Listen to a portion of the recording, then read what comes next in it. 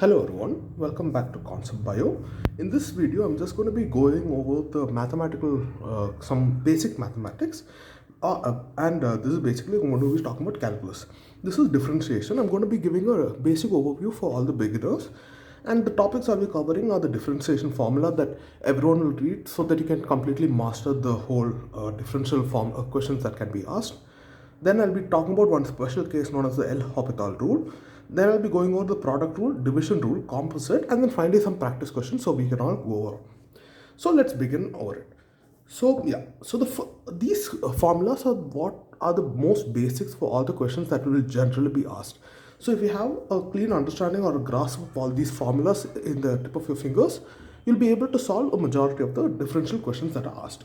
So the first one, differentiation is basically, we can either write it as d by dx or dy. This is a variable that will be differentiating of some function, suppose x, or some function that will happen, or we can write as a f dash of x. This both mean differentiation. A prime means it is the differential that we're going to take. Okay, so first one, d by dx of x to the power n. So this is a formula that you have to know. When you have a variable to the power of something, the differentiation of that function is nothing but the power comes to the denominator, comes down, and x to the power n minus 1. So the power comes down and it gets subtracted on the numerator. So the differentiation of x to the power n is n x to the power n minus 1. So this is something you have to know. Alright, okay, next one, d by dx of just a variable. This is always equal to 1. Why? You can just use this formula to find out. X to the power nothing is just x to the power 1. So d by dx of x to the power 1 is nothing but 1 x to the power 1 minus 1. That will be equal to x to the power 0, that's equal to 1. So you can either derive it, or you can just remember any differential of a variable with respect to it is equal to 1.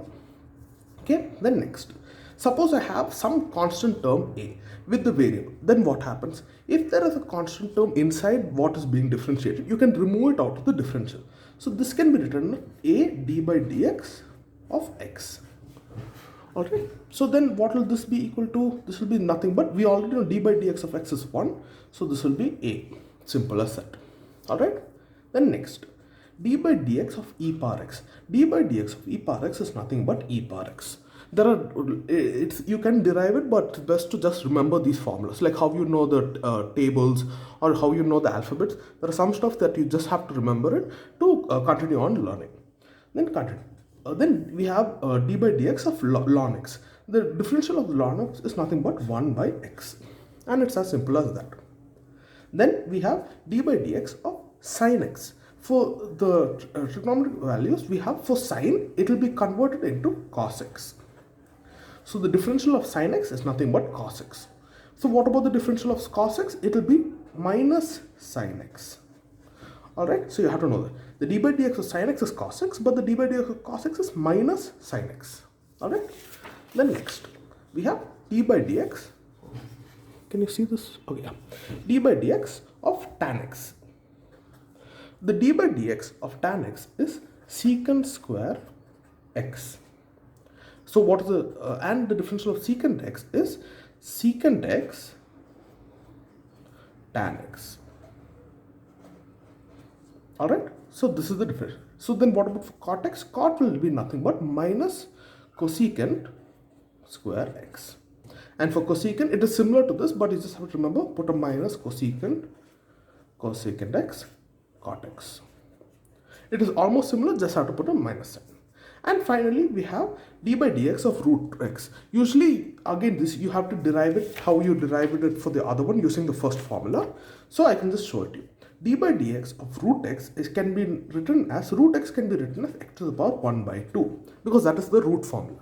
So d by dx of x to the power 1 by 2 is nothing but half x to the power 1 by 2 minus 1.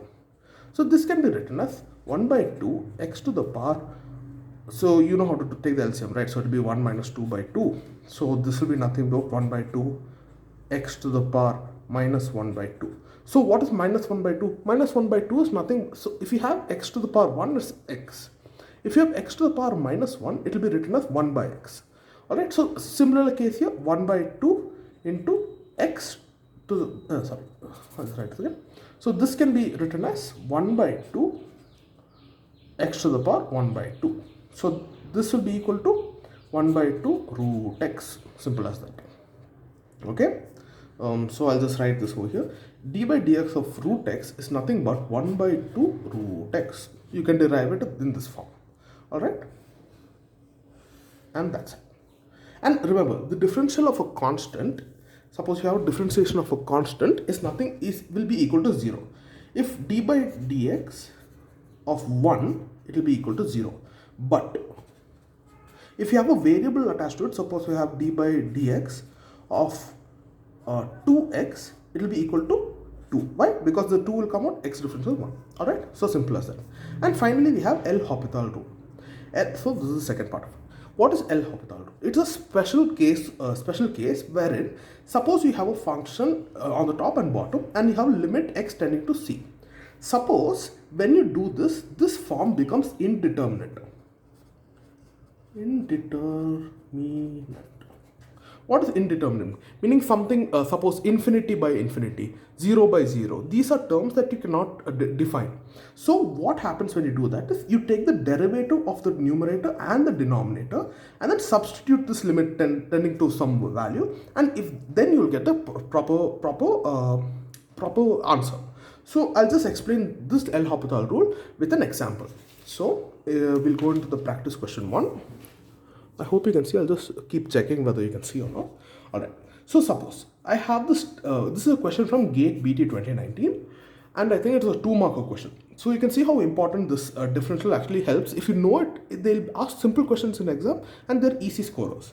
So suppose we have limit x tending to 8 for the function x square minus 64 divided by x minus 8. So I don't know if I have to use L'Hopital or just continue normally. So I'll just first try it normally.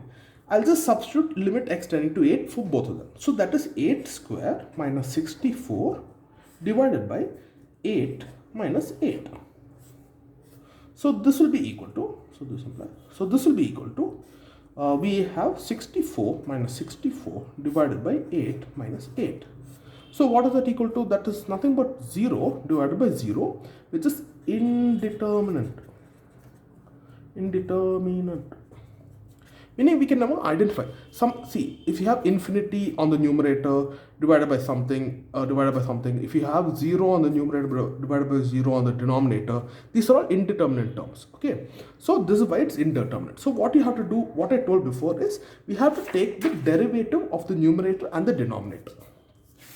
So if I take the derivative of the numerator, so I'll do differentiating with respect to x. So when I do that, I'll get d by dx of x square minus 64 divided by x minus, d by dx of x minus 64 divided by d by dx of x minus 8. Alright, so what will this be equal to? We have x square is nothing but 2x minus 64, what will become 0 divided by, we have d by dx of x is nothing but 1 minus, what is d by dx of constant? That's again 0. So we have 2x by 1, that is equal to 2x. Now I have the value limit x tending to 8 for the function. Now it's 2x. So what will this be equal to? This will imply that it will be nothing but 2 into 8, which is equal to 16. And this is the answer. If you had known the simple technique, you could do either mental math and you can come to the value of 16, or you can just do this simple. First take the derivative of the numerator, derivative of the denominator, find out what the final form becomes, and then substitute the value and get it. Sometimes even if you do this function, this first differentiation, and you still get some indeterminate term, again do a differentiation of it. Like suppose if I got, instead I again got, over here I got again 2x and I got 1 over here. What you have to do is again take the difference, 2x, differentiation of 2x minus 2x again, and do it like that. And can continue. If in the ending, I'll again provide some more practice questions for L'Hopital rule. And another practice question for a simple thing, that's x cube plus cos x, the d by dx. So what will that be equal to? What is the differential of x cube? X cube will be nothing but 3x square, right? Because 3 will come down, n to the power, x to the power n minus 1, 3 minus 1 is 2. And then what's the differential of cos x? Differential of cos x is nothing but minus sin x. And it's simple as that. So what I would suggest is everyone to learn this differential table, and it'll just take one try. Trust me, it's very easy to remember all of them. Once you have it, you'll have a grasp of majority of the questions that will be asked. Now I'll just see how long I've been recording. I've been going on for 10 minutes now. In my next, I'll just stop this recording over here for sake of simplicity. In my next video, I'll just talk about the product rule, the division rule, and the composite rule, along with some more practice questions. So do subscribe. I'll be uploading the video soon so that you don't miss out on this set of questions.